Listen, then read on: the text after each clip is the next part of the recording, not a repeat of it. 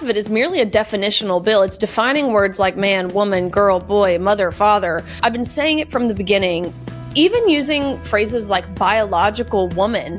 It just is demeaning to what it really means to be a woman. When you use the word woman, it means very specific things. I like to say that Ketanji Brown Jackson is actually just the third person of color. She's nothing special, because if she can't identify herself as something special and unique and the first Black woman sitting on the Supreme Court, then no one else should either.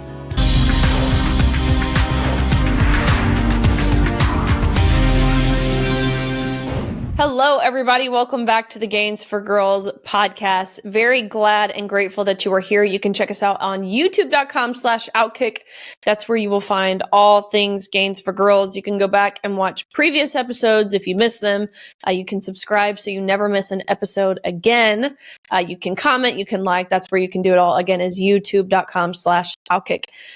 Excited for today's episode. I just recently joined Governor Pillen of Nebraska for a ceremonial bill signing of his Stand with Women Act. Today we are talking to the lead sponsor of that bill, LB 89. But before we get into any of that, I want to tell you about today's sponsor of this podcast episode. It is Cozy Earth. How many of you wake up either hot, sweating, in a puddle in the middle of the night? I know I did, but that was before I tried Cozy Earth's bamboo sheets.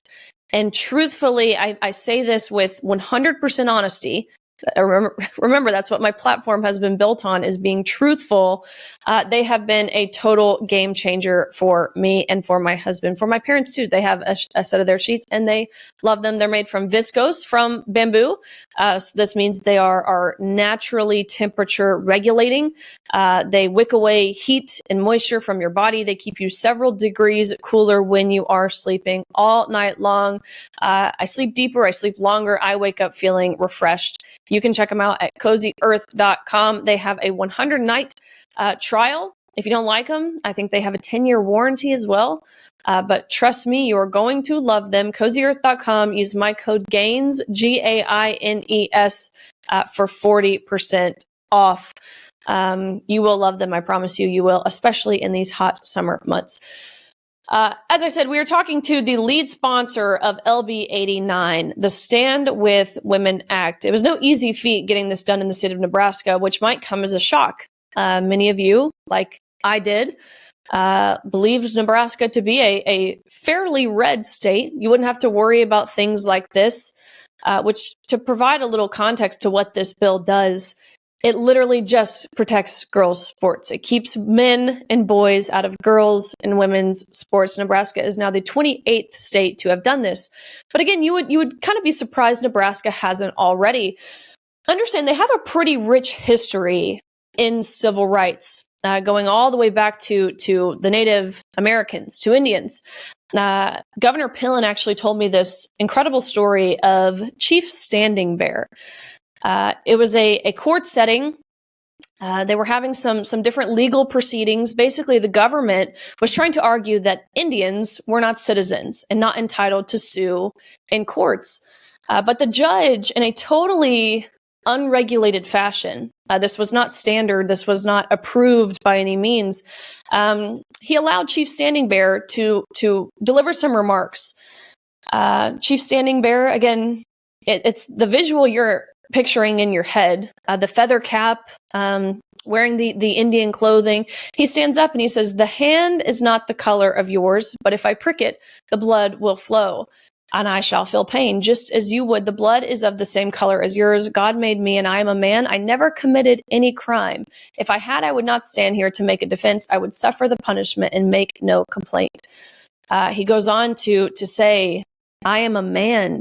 You are men, and I am a man." And I think it's pretty remarkable because in this bill that Governor Pillen signed into law, that Senator Kauth has been advocating for now for 3 legislative sessions, it does just that. It defines the word man in state statute, defines the word woman, male, female, girl, boy, mother, father, words that we never knew we would have to define, words that we imagine were long understood I mean, again, it goes back all the way to Chief Standing Bear. He understood them, and the judge following this understood them.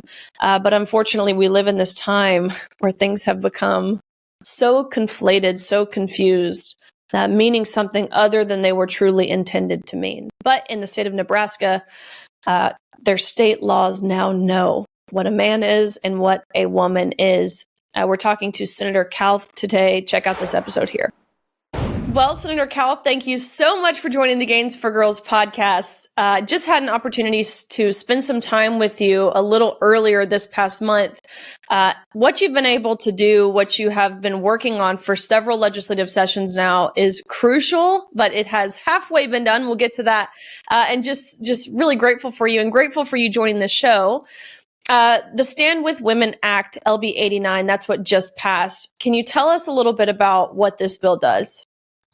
Stand With Women basically said that men are men, women are women. We now have that definition in statute, which is critically important to make sure that everyone knows exactly what it is we're talking about. Because you'll see with the left, they try to muddle things up. They use their own made up words. And I do encourage anybody when they hear the term transgender, please change it to a man who believes he's a woman or a woman who believes she's a man. Don't get sucked into using the language because then it gets very, very confusing for everyone. But this bill said basically boys do not compete on girls' sports teams. They do not have access to their lockers and bathrooms. We also had it expanded to state agencies to protect our prisons, to protect our domestic violence. It was, and you said, halfway there, we had to remove part of the bill. We had to remove the bathrooms and locker rooms in the state agencies because one of our senators balked at the last minute. And I mean, like at the literal last minute, we were on the floor in the debate. So we got just the athletics, but now K through post-secondary, boys will not be competing on girls' sports teams. Yeah, that's fantastic. And to your point about the language portion, I've been saying this since the beginning. It is so critical to use language. And that's what's so important about this bill. It's half of it is merely a definitional bill. It's defining words like man, woman, girl, boy, mother, father. The list goes on. Words you never even, would have imagined we would have to define, certainly not in a legislative setting. But here we are. I've been saying it from the beginning. Even using phrases like biological woman, it just is demeaning to what it really means to be a woman. And certainly people are desperate for clarity. So I could not agree with you more there. Biological woman. I mean, when you use the word woman, it means very specific things. Exactly. Yet we have a sitting Supreme Court justice who can't even define this word. I like to say that Kathleen Brown Jackson is actually just the third person of color. She's nothing special because if she can't identify herself as something special and unique and the first Black woman sitting on the Supreme Court, then no one else should either. That's it. That's right. You mentioned you had some trouble getting this bill over the line, even at the last minute here.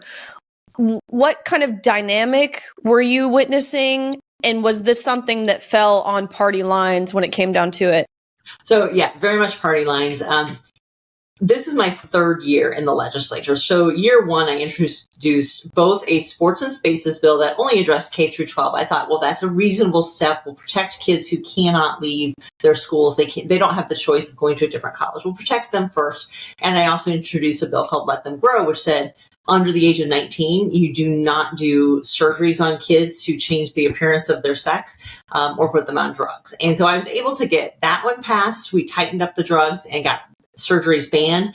But I think my conservatives in the legislature really had a hard time grasping that this happens, that this is an issue, that there are boys who want to compete on girls' teams and want to be in the locker rooms and bathrooms. So there's a lot of just kind of passive resistance to it, and they were exhausted. So it didn't get passed that year or the next year, the sports and spaces bill. So this year when I introduce it, I tell people, if I don't get what's reasonable when I introduce something reasonable, I'm going to come back with much, much more.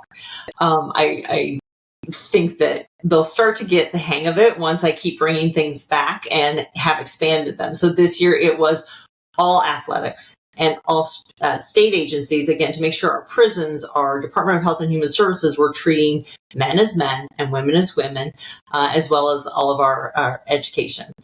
So it was very difficult. We had one senator, and it was very much party line. So in Nebraska, we have to have 33 votes to get anything passed because we have 49 people in our body. We're a unicameral, which is very different. We don't have a second house that we go to. So we had 33 Republicans, but one of them balked, and he has balked before. And he decided very much at the last minute that he didn't think that bathrooms and locker rooms were a problem. He said we shouldn't be the potty police, and kind of demeaned it. Meanwhile, one of our Democrats, and I want to stress, no Democrat has ever supported any of these bills. They always vote against them, every single one, even the ones who have pulled me aside quietly and said, look, I agree with you. I don't want boys and girls sports, but I can't say it, and I'll be crucified if I do. So there's a lack of backbone amongst the Democrats. They only do what the party line tells them to do. But we have one of our Democrat senators getting up during the debate saying, and a female senator saying, I'm not afraid of a trans woman in a bathroom, but I am afraid of a cis male in a bathroom. I said, so basically, a trans woman is a man, and what you're calling a cis man is a man. I said, so you're afraid of men in the bathrooms. You've just made my point. And, they can't hear that kind of information. It's so it's mind-boggling. It's mind-boggling. And I have a hard time understanding if they really believe what they're saying. You guys in Nebraska have some pretty insufferable Democrats in the different interactions that I've had on social media, the different clips that I have seen from debates on the floor.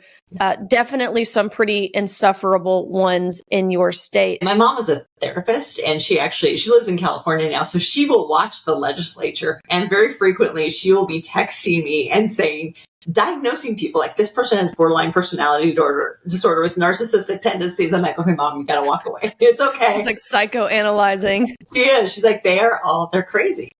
Yeah, crazy is to put it mildly. And to your point about the compromise portion, this is a common theme. It's what we see relatively often, and especially at the state level. You'll have Republicans or conservatives introduce legislation and feel like they need to give something. And understandably, of course, it's a game you have to play if you're trying to pass legislation, especially when you take the wins where you can get them. Those incremental wins are wins nonetheless. But the other side is not willing to compromise most of the time. And So that's par for the course. That's what we've seen in several different states, even states like Texas.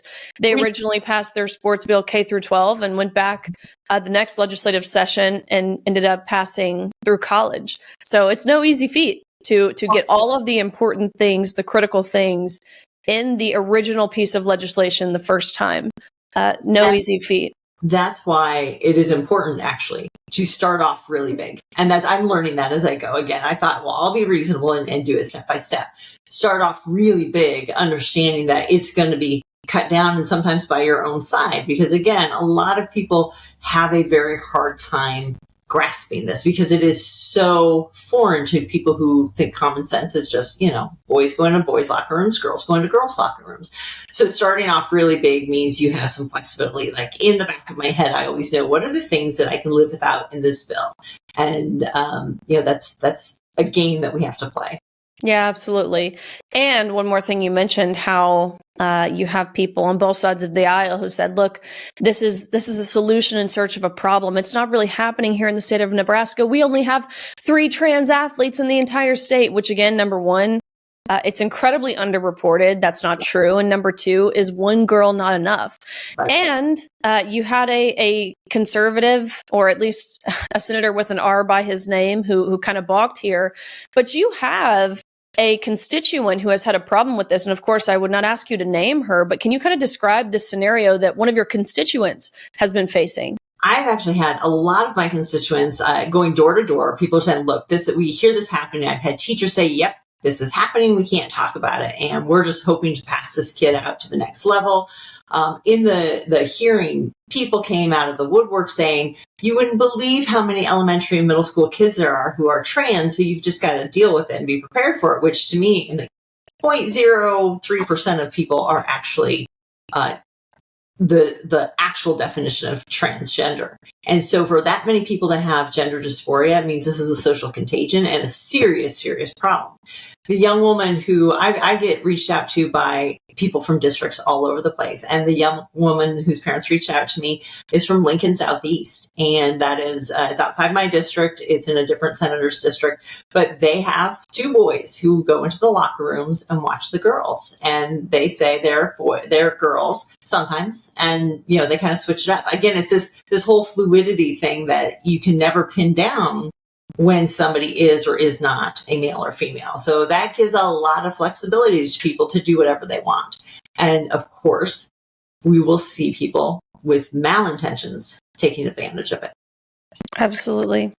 And I got to meet this young girl at the bill signing. And the words that both she and her parents spoke to me is horrific. I think people downplay the trauma. And I don't use that word lightly, the trauma of young girls. Think about it. Think of how uncomfortable you are in your body as a 13, 14, 15-year-old girl in general. Like take out the fact a man is watching you undress, how uncomfortable that puberty period is in general, and then to insert a man into that locker room. So to listen to them, it broke my heart, but I saw how grateful they were for people like you, for people like Governor Pillen. Yeah. If anyone has watched women's collegiate sports, they know how much women's sports mean to the state of Nebraska. But can you touch on this? I think especially the volleyball program. It was one of the most amazing things ever. Just, I think almost 2 years ago, I think this was in 2023, where the women's volleyball team at University of Nebraska broke the all-time, I think the world record of how many in attendance to watch a women's sporting game or match. And it was the most amazing thing to be able to see. So can you just touch on how much women's sports mean to the state of Nebraska? Tremendous amounts. And that's why, again, this is so very important, because we fight for our women's sports. We have done amazing things with it. And if we start allowing men to play women's sports that are not women's sports, it's not the same thing. So in 2023, and this was actually right after I got the Let Them Grow bill passed, still trying to work on sports and spaces, but it really got a lot of people like, okay, the power of these women down there, and understanding as powerful as they are, a guy could still absolutely demolish them. So our volleyball team, our athletic director, did this amazing thing where they took our football field, which Nebraska football is a huge deal, but they covered the football field with a volleyball court, and they packed people in. I think our stadium size is like 86,000, but they had people down on the field around the court. 92,003 people was the official total. It was amazing. People were going nuts. We were watching the games. It was an absolutely fantastic display of women's athletics, and it made worldwide attention. They did this cool thing where they took the court and they cut it up into pieces, and they sold those. They registered all the pieces and they sold them. So I actually have a piece of the volleyball court. And Rebecca Alec, who is one of the stars of that team, has been a tremendous support and help for my bills. And so I was able to show her, hey, I've got a piece of the floor you once stood on. It's, you mentioned Rebecca and Jordy. I'd met Jordy prior to the most recent bill signing, but I hadn't met Becca before. But of course, I have admired those two girls for so long. Jordy Ball is a part of course, the University of Nebraska women's softball team. Again, Becca is a part of their volleyball team. Both of those teams are incredible on a national stage. Both of those athletes are personally incredible on a national stage. But there was a commercial they did. Yes.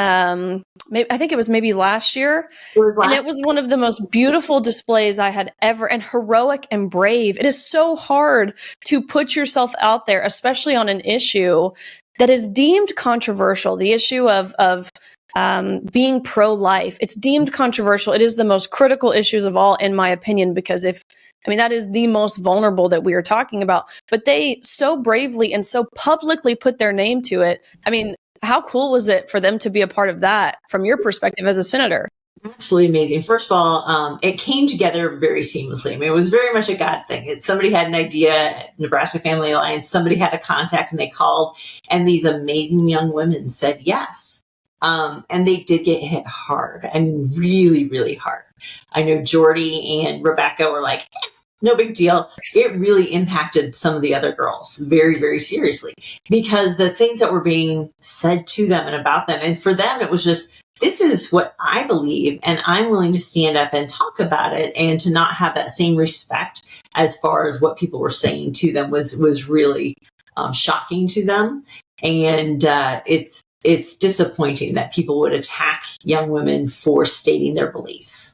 Yeah, and they do it with such venom, yes. Really. Yeah. As I said, I got to see both of these girls at the signing. Mm-hmm. We have a clip of Jordy here. We're going to play it really briefly. First, I guess I just want to say thank you. I've never been more proud to be a Nebraskan. And when I did go to Oklahoma, but then transferred back home, all I could think about was how amazing it was going to be to get to wear the Nebraska jersey and wear that home state proud on my chest.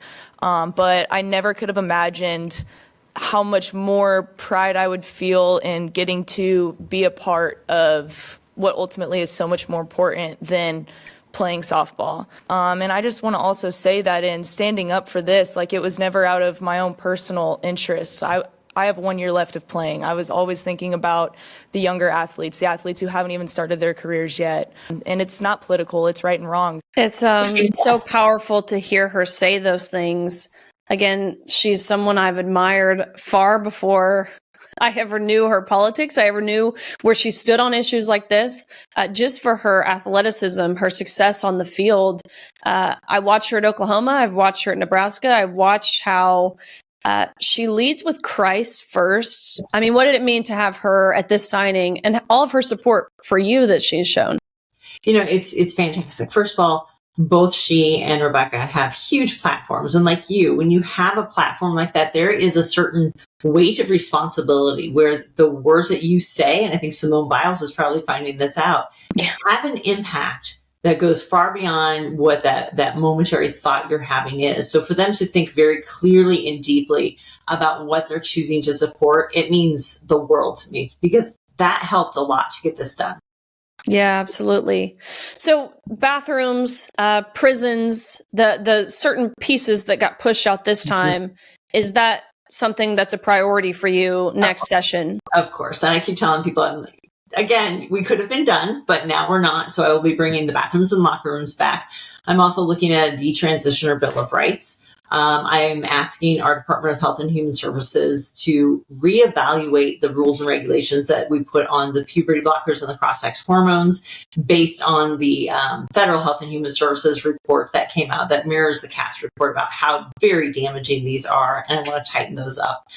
And then I'm considering doing a study next summer to see, is this child abuse? I think it is. I think when parents or doctors or whoever is pushing young kids to get into this mindset and to deny them the reality of sex, I think there's especially after all of the people who came and testified about their kids, who I had one woman come and say, well, I have a son and a daughter. And when they were, I think she said 8 and 9, they realized that they were each the opposite sex. So I got them on drugs and now I have a daughter and a son. I don't understand that. And it's not possible. And so I want to really do some deep dives into, is this child abuse and how are we harming our kids? Yeah. Hearing you say that about the detransitioner Bill of Rights, I believe there's a hospital in Nebraska that has been mentioned on a lawsuit. You betcha. So Luca Hine is from this area. And when she was 15, she went through a very, very difficult time, was seeking day treatment services. Her parents were going through a horrendous divorce, really a lot of difficulty. And she, searching for something, said, maybe I'm a boy. And they seized on it. She met with a therapist whose spouse is a trans, I don't remember which way, but very much not an unbiased person, who pushed her and said, you know what, you must be a boy. That would solve all your problems. Met with UNMC, and by the time she was 16, she had her breast removed and was put on testosterone. And when I met her, she was 20, about to turn 21. She had stopped the testosterone because of the excruciating pain she was in because of the drugs. And she realized that wasn't ever the problem. They never treated her for depression, for anxiety, didn't acknowledge the fact that she was going through, a terrible family struggle. They just pushed her into surgical and medical interventions. She came and testified for my Let Them Grow bill. The doctor who was in charge of her care was there in her little white coat. They wear the white coats when they come testify. They don't wear the white coats when they go out to the grocery store. But to come and testify, they want to remind you that they are a doctor and they must know everything and you must know nothing. You are not a doctor. And Luca was incredibly brave. She had a brief panic attack because this is someone who harmed her very, very badly. She got up and she testified, and Luca has been responsible for many, many states passing these laws to protect children. Think of all the things you cannot do at 16 years old. I mean, you can hardly drive a car. Right. You can't buy cigarettes. Of course, you can't drink alcohol. You can't go to a casino. You can't rent a car, but you can... Yeah, but you can consent to removing your breast. Yeah, your parents cannot say, yes, you may get a tattoo on your face in the state of Nebraska because it's permanent and the parents don't have to live with it. And so they can't make that choice because a kid still doesn't understand. But yet a parent can say, yes, cut off my child's genitalia. Put them on altering drugs that we have no idea what the outcome is going to be. There are no studies showing any sort of safety, any sort of progress. In fact, there was a study done, I can't remember when it started. The results were out in 2019, but the doctor here who ran the study, and it's through NIH funded it, she refused to publish the results because they were not in her favor, and she didn't want the opposition to get a hold of it. So basically, the study proved that this does not improve any child's mental well-being by putting them through this. So it is a deep, deep and ugly morass of medical malpractice. Well, God bless you for taking it on, being willing to take it on. Well, it's not easy. It is easy, actually, to be clear. It's easy to do the right thing, especially when you know you're on the right side of history. But the onslaught of negativity and hatred that comes with it, it's not what everyone would sign themselves up for. But that's why we're so grateful for you. What are some other legislative priorities going into the next session? Going into next year, I'm looking at a couple of different property tax issues. We have property tax in Nebraska is a problem. So I had a bill this year that we were trying to get out of committee. We're going to keep working on it over the summer. Because it's still in committee, we can make adjustments to it easier. So I'm working with a bunch of senators on that to make sure that we can get something done property tax wise. We always look at school choice issues. That's something that comes up. And I was just on a meeting before this one with Congressman Adrian Smith. There is a federal bill to push or to create opportunity scholarships. So scholarships for kids to go to private schools who are not succeeding in public schools. When you look at, in Nebraska, we have a Omaha Public School District. Their reading is at 22%. Their science is at 21%. And their math scores, 16% of the kids can do math. That is not in any way, shape, or form acceptable. Kids need a way to go to a school that fits them best. So we've been working on that for quite a while. Yeah, that's fantastic.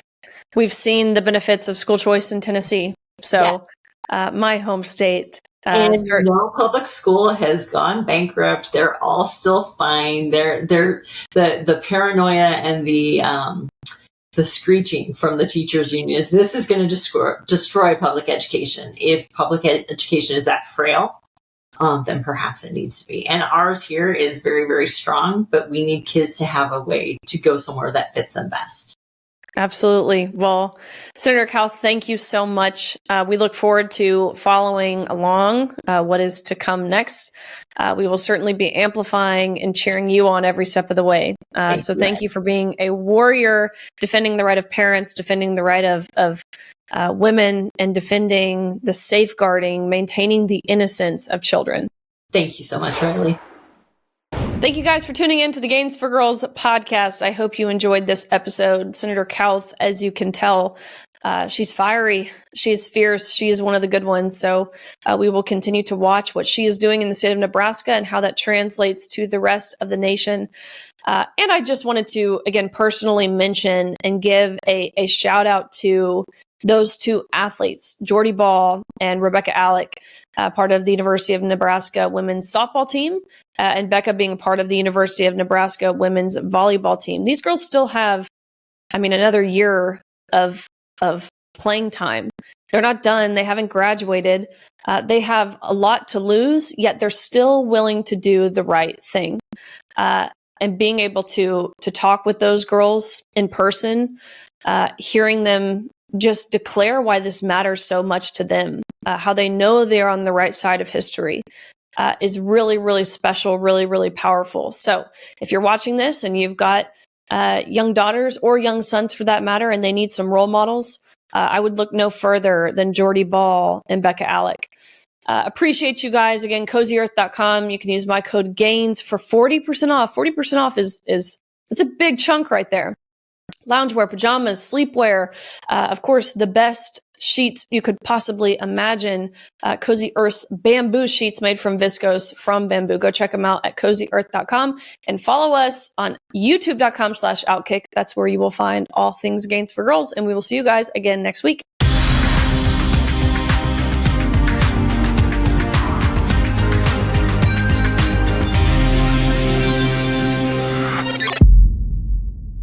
Hey everybody, thank you so much for watching. The fight to save women's sports and restore common sense is far from over, and I continue the conversation every week. So make sure to catch more content over here and subscribe to OutKick so you don't miss a thing.